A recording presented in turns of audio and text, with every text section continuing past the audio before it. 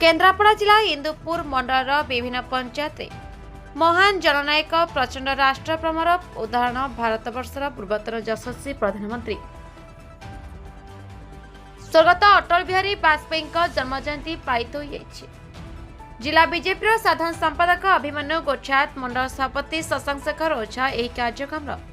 नेतृत्व नहीं मुख्य अतिथि भाव पूर्वतन ब्लॉक अध्यक्ष राजकिशोर बेहेरा उपस्थित रही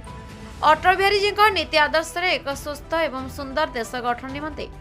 आज युवपीढ़ी आगे आसवा आह्वान देते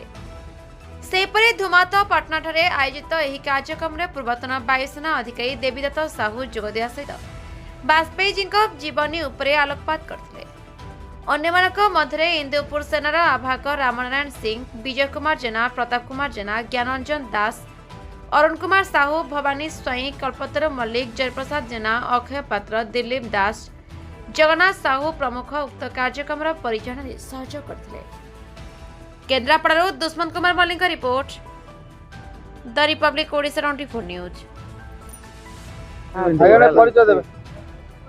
मु राजकिशोर बेहेरा पूर्वतन ब्लॉक अध्यक्ष केन्द्रापड़ा आज जो वाजपेयी जी जन्म जयंती पालन कर इंदूर बजार कौन कहे श्रीजुक्त अटल बिहारी वाजपेयी भारत वर्ष जड़े युवा पुरुष थिले तांकर ओजस्वी भाषण लक्ष लक्ष दर्शक को मंत्रमुग्ध कर निर्मल शासन भारत वर्ष चिर दिन अमर रख तेणुक मो तरफ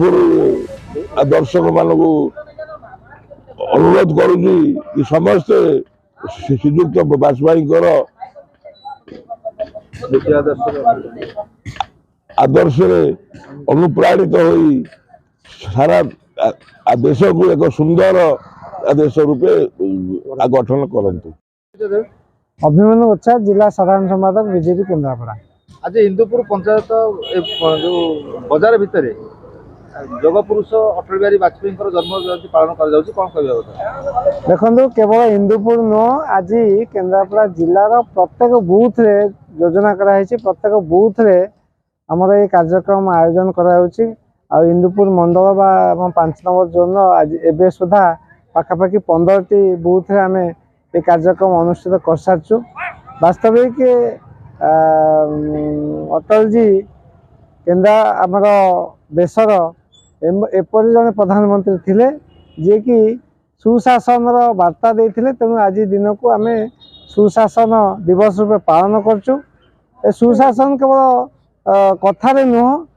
से समय जो अंत्योदय योजना प्रारंभ कले मत था कि आमर देशर तल स्तर में जो लोकटी रोची तार जदि उदय हम तार देश निश्चित भाव उदय हम। आज प्रधानमंत्री नरेंद्र मोदी से ही वार्ता देती सबका साथ सबका विकास अर्थात प्रत्येक व्यक्तिर जदि उन्नति है तल स्तर व्यक्ति जदि उन्नति कर भारत विकसित राष्ट्र परिणत हम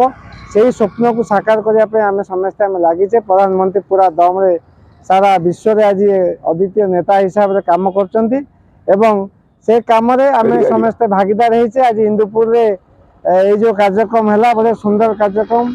इंदुपुर सभापति उपस्थित थे मंडल सभापति उपस्थित थे एवं अनेक मान्यगण्य व्यक्ति ये उपस्थित रही अटल जी प्रति आम श्रद्धा सुमन अर्पण कलु